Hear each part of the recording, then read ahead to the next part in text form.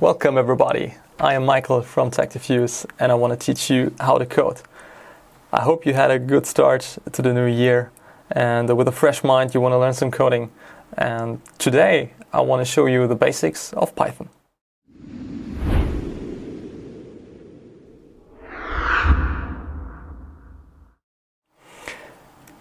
Okay, so I'm going to use PyCharm to teach you some Python today. We will do a bit of variables, we will do a bit of strings, we will do a bit of conditions, and we will do a bit of calculations, mathematical operations and stuff like that. And I will show you my screen, how I coding, and I hope you can follow my instructions. And if you have any questions, just ask me in the comments and I will help you. Okay, so let's start.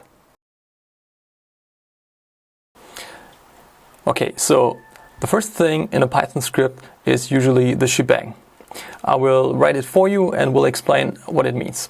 So we start by writing the hashtag, an exclamation mark, then we make user bin env, and then Python 3. So this is the shebang and you should use it in every Python script at the first line. The shebang is used to determine that we have a Python script here. So it tells the operating system and any editor, okay, this is a Python script. You can use it, for example, if you double click on a Python file, you can say to the operating system, okay, execute this Python file. This is pretty much it. You don't really need it, but it's a very good practice, so I advise you to do it. Okay, next up, we use comments. So if you see now, this comment starts with a simple hashtag. So a hashtag is just a one-line comment. So this is a one-line comment. And if I execute this code now, you see on the right, it executed, and we see nothing because this is a comment and it won't be interpreted by the Python interpreter. That's pretty much it. Okay, so next up we want to print something onto the screen. Alright, so print something to the screen. In Python this is pretty easy, it's just the print command. So we write print and there you go. This is already it. So if I execute it now, we see something has happened. It's an empty line, printed an empty line. Empty lines are boring, so we fill it with some life. A string in Python, as pretty much in any other language, programming language, starts with double quotes. So we make two double quotes and everything inside is our string. So this is our string. We execute it and there you go. This is our string. That's pretty much it for strings and print statements.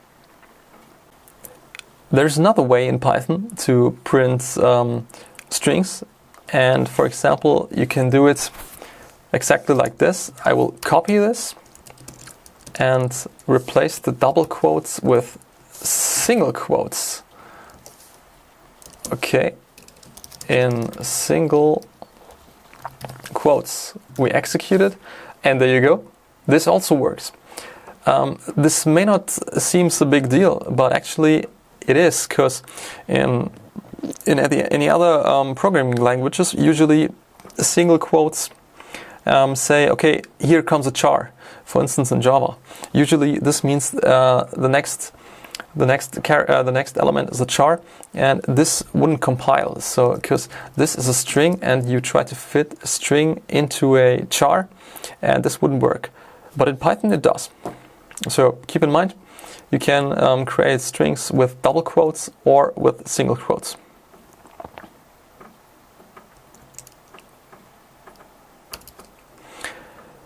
And this comes in handy if you want to write the following.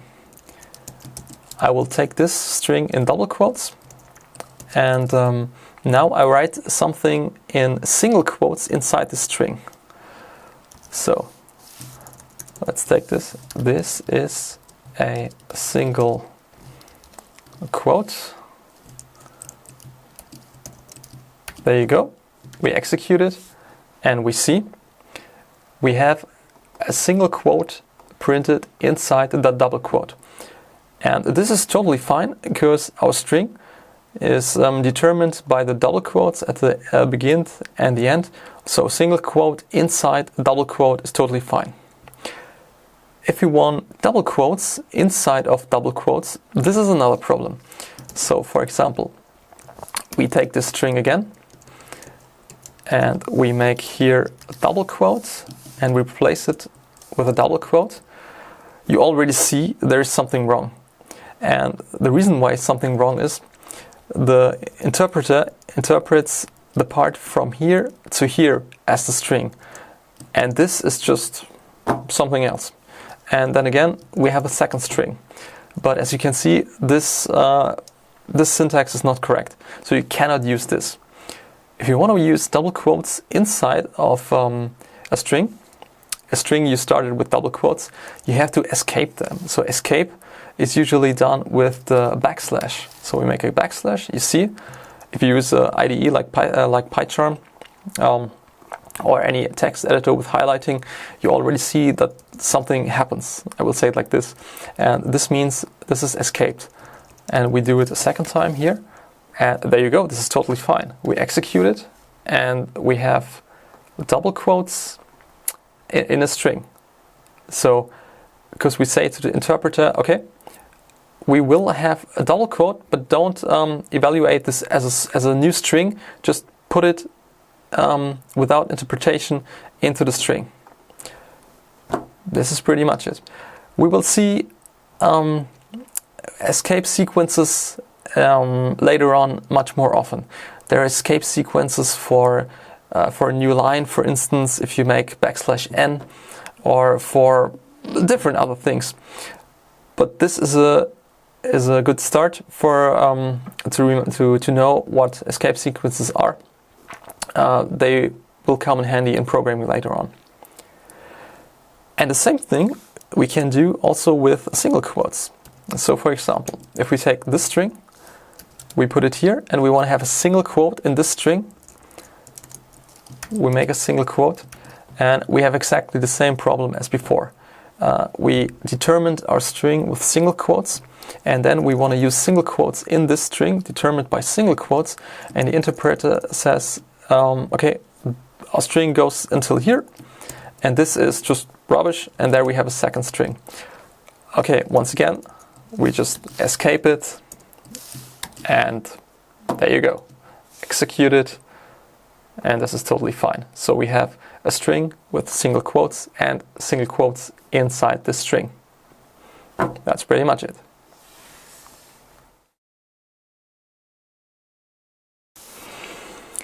So next up, I want to show you how you can use variables in Python. To use variables in Python is actually pretty easy. We just write a variable name, in this case just hello, and we want to put a string into that variable. So we make a string with double quotes and just write hello. That's it. So if I execute it, nothing happens. This is to be expected because we just defined a variable and nothing more, and there's no print statement we set. But this we will do next. We make print, and we take this variable and put it here. And if we execute this now, we see we have printed out hello onto the screen. So we substituted the string that we usually had here in the other examples with a variable. This is everything we did. And to make it a bit more interesting, we can create some new variables. For instance, we have a second variable that is called world, and we write world, and we can combine strings with the plus operator. So we have hello plus world. We execute it. Go on, execute, and there you go. We have hello world. It is written without a white space, and this is totally correct because this string has no white space, and this string has no white space either. And we just combined or concatenated them with a plus. So there's no white space to be expected. If you want a white space, we have to put it in separately. And this is done by a string. So we make a plus, and we insert a string manually, make another plus. So we have a string as a variable, a string directly, and another string as a variable. And we make some space here. And now, there you go. We have hello world printed out. The first variable, the second string, and the third variable. That's it. But there is an even simpler way in Python to create a white space between two strings. This is more of a convenient method. We can take the same exact string and we get rid of all of this and just insert a comma. And then a white space to make the syntax correct and execute it, and there you go. It's exactly the same. So there are multiple ways in Python to reach this result.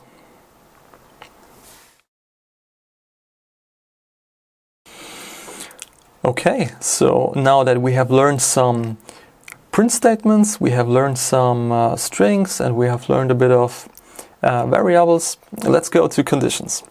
So a condition is something that you do either one thing or you do another thing.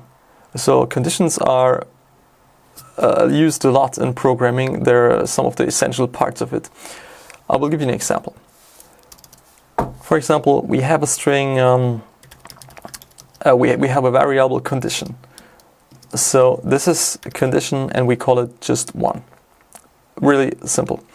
And we make an if clause. So if the condition and the double equals sign asks for a comparison in programming languages.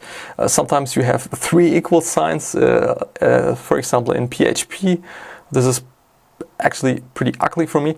We have two equal signs for a comparison, not to mess up with the single equal sign. The single equal sign means we give this value to this variable. This double equal sign means we will make a comparison. So this is especially for beginners a typical mistake. Just remember, two equal signs are for comparison, and the one equal sign is for giving a value to a variable. Okay, so much for the excursus. Again, we have the if clause.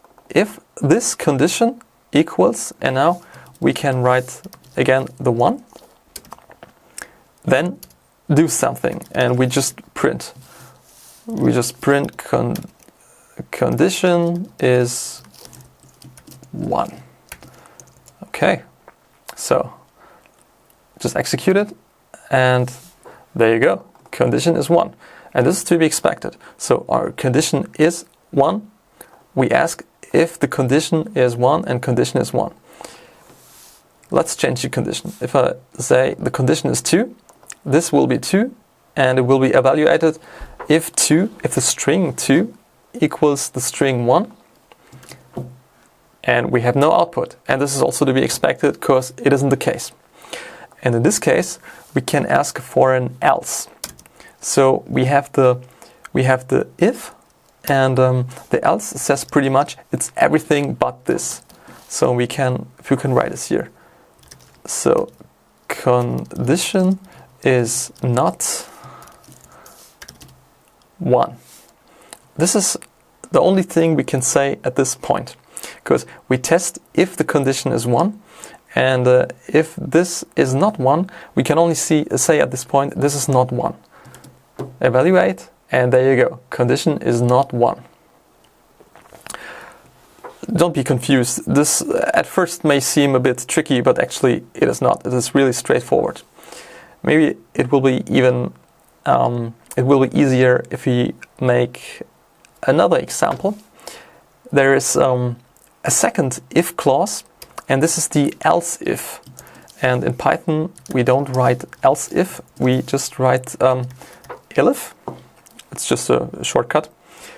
And we ask another condition here. So if condition equals, for example, 2, so we take this and make condition is 2. And we execute it, and there you go. Condition is 2. Okay, so what did we do here? We have a condition. We say the condition, the variable is 2. We asked in the first if clause if the condition is 1, and if this is the case, we print this out, and we're done. If this is not the case, so if condition is not 1, he asked for another if. Okay, this is not the case. Well, do we have another condition? Yes, we have. Else if this condition is 2, yes it is, so print 2. So after the first evaluation is false, we evaluate a second time. This is the whole magic behind it. Okay, so we can put it even further. So we make a third condition. All right. So let's call it 3. Let's call it 3. We evaluate once again. Our condition is 2. And we still have condition is 2. Because the first one is still false. The second one is true. And the third one is false. But the third one doesn't get evaluated, because this evaluation this condition evaluates to true. So there's no need to evaluate this further. What I mean by that, for example, if we take the condition and make it also 2 here, just for an example, you might think, okay, so this condition is now true, and this condition is also true. Maybe we have 2 outputs, so we make it clear first and the second. We execute it, and oops, there's only 1. So only the first condition will evaluate it to true. And this is because we have a else if comparison. So this is exclusive. This means only one get executed here. The first one is not, the second one is true, and so it stops. It doesn't even evaluate the rest of it. So this is an important thing to remember. I will show you that it works if we write just some rubbish here. This won't be executed, but there you go. The third one will be executed because the condition is 2, and the condition here is 2. So this is how it works. This one is false. This one is false either, and this one will be true. So if I revert and make it 2 again here, enter again, there you go. Now only the first one is evaluated. So this is pretty much everything you need to know about conditions. What I did here, I used conditions with strings to make it a bit easier in the first way to understand it. What happens here is these evaluation they use booleans. Boolean values are either true or false, and we can also make it with booleans. For example, we have the boolean and we say true, and there you go. You see already that the IDE marks this as a different in a different color, and this is orange, so it's the same color as the else and the if, elif, and the comma, for example, and also the escape characters. So these are strings that are reserved by the IDE. So, sorry, not by the ID, by the language, by the programming language. And this means also you cannot use them as variable names. So, for example, if I try to use the variable name true and say, I don't know, I am true, you already see it's marked red, and I cannot even, if I try to execute it, you see syntax error. This is another important thing you have to remember. You cannot use those strings as variable names because they're reserved by the programming language. This is pretty much the same in every programming language, Java or C or whatever. Just keep in mind, yeah, then you're good. Okay, but we can, Boolean is not reserved. So we have a variable Boolean, and this is now true. And this means this variable is really a Boolean value. This is not a string value, for example, like condition, but a Boolean value. And we can make the same stuff we did before here. So if I make, for example, if Boolean, this is totally enough. And now I say print I am true. And we execute it, and there you go. It says I am true. Why can't we do this? You may ask yourself, wait a minute, we have a comparison here. Why can't we just write here? This is the thing I said before. This one, if we have if condition is 1, this part is evaluated either to true or false. So the result of this, in this case, our condition is 2. So we have condition. The programming language asks a question. So if condition is 1, and the answer in this case is no, and no means false. So you could have written here also false. This is pretty much the same thing. And I revert it. And the second one would be evaluated in our case here to true. Elif true. And this is pretty much the translation that happens in the background. So if we write here the Boolean value as true and we say if Boolean, then this will always be true. Simple. And I can show you that. And we make now an else. Print I am not true. We make it big in small in capital letters somehow. In Python, the Boolean values are all in capital letters. Typically, in other programming languages, they are not. It's an interesting feature of Python. Just keep in mind. For instance, in Java, it's written in smaller letters. But anyway, so we evaluate this once again. There's no change. We didn't expect one because this is true. But if we say now it is false, this one will be evaluated to false. So if false, this means do nothing here. And if false means we won't evaluate this, but we evaluate everything else. So it means this one. I'm not true. And this is exactly what happens. Okay, so again, conditions, this time directly with Boolean values, are also pretty easy in Python.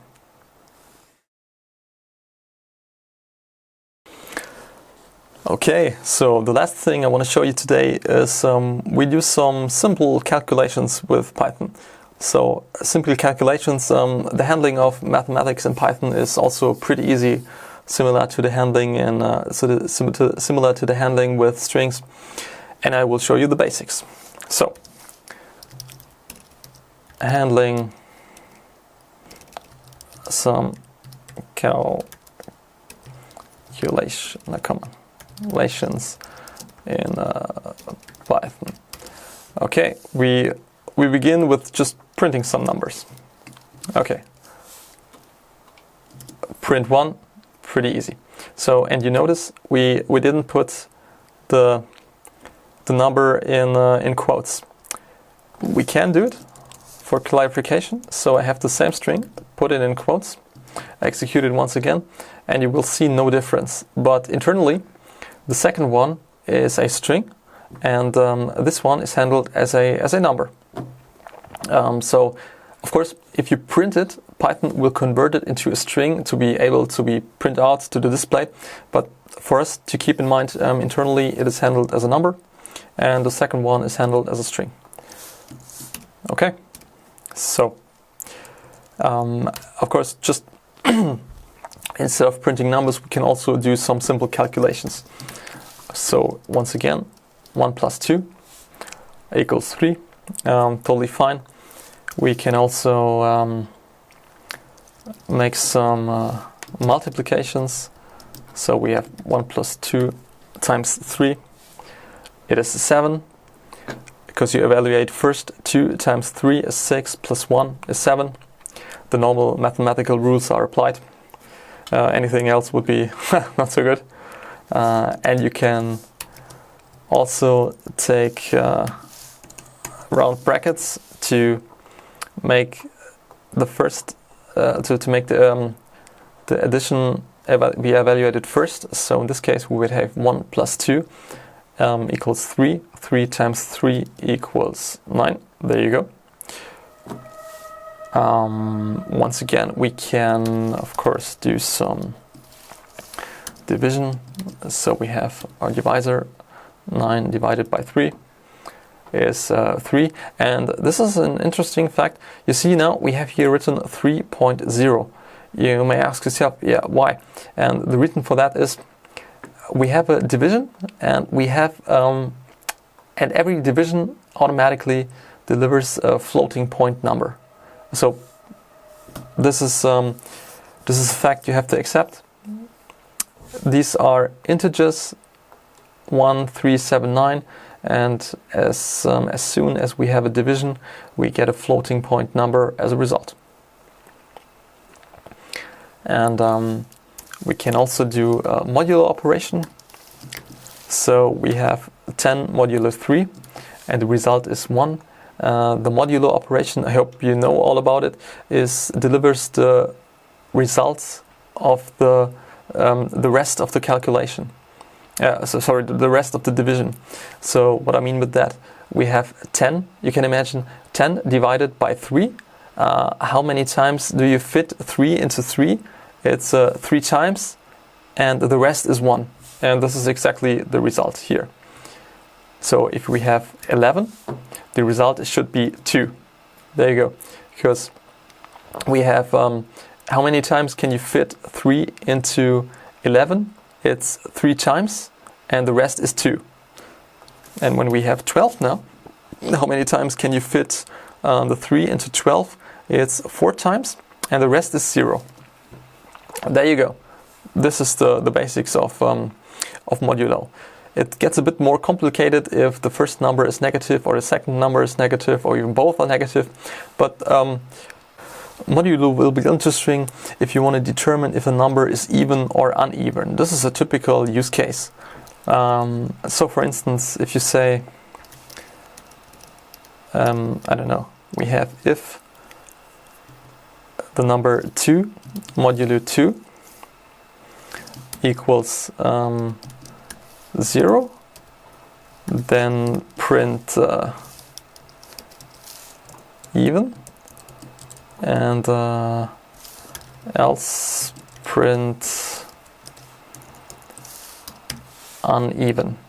Okay, we evaluate it. It's even because the first 2 divided by 2 is the rest is 0, so this means it's even.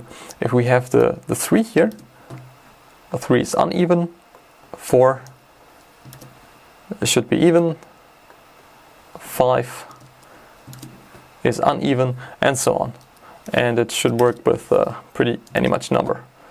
Uneven, we have a 4 at the end, so it should be even.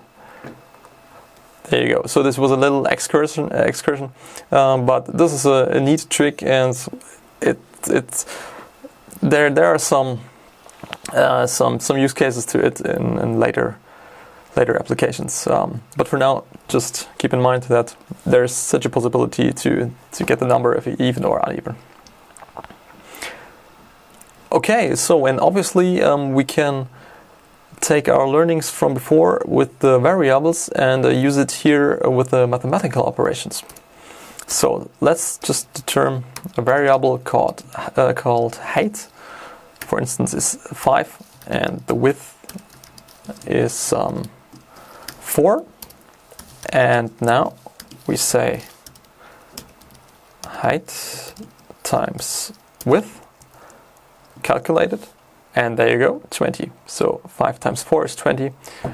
There's no surprise. And yeah, you can also calculate within the print statement. What you also can do is we say, well, we have a result and we have the height times the width. And instead of putting this here, we can put result in here. Print it out again, and there you go, 20. And what we can do, we can put a little string in before. So we have result, I'll make a comma to concatenate them, and then we have the result is 20. Pretty easy. Okay, some more calculations. For instance, we will calculate the tax value. So we have the tax, we have like 18% tax, 18 divided by 100.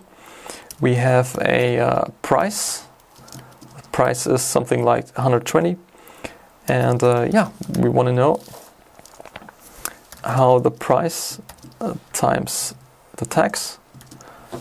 And there you go, 21.59999. So let's say 21.6. This is our tax value. We can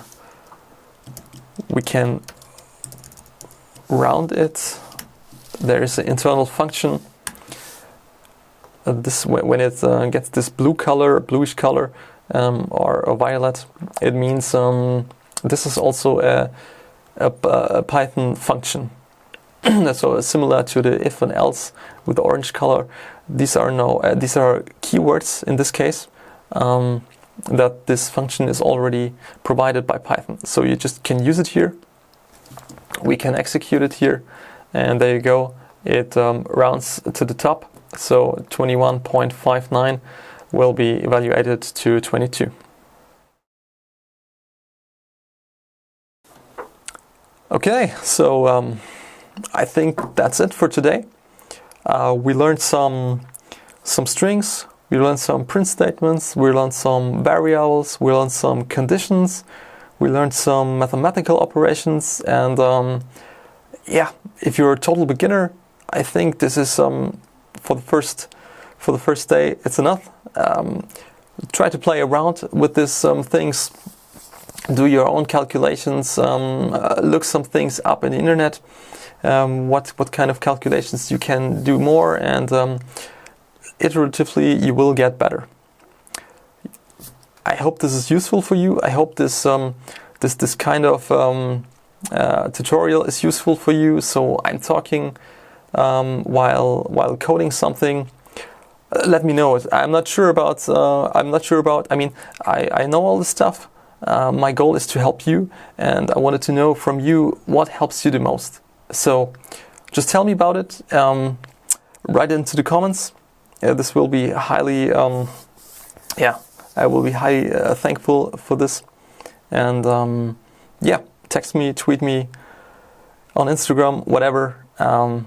Again, my goal is to help you, but I need your help how I can teach you the stuff in the best way.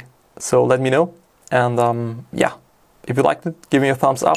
If you don't like it, give me a thumbs down. It's totally fine. But then tell me why you don't like it, so I can improve.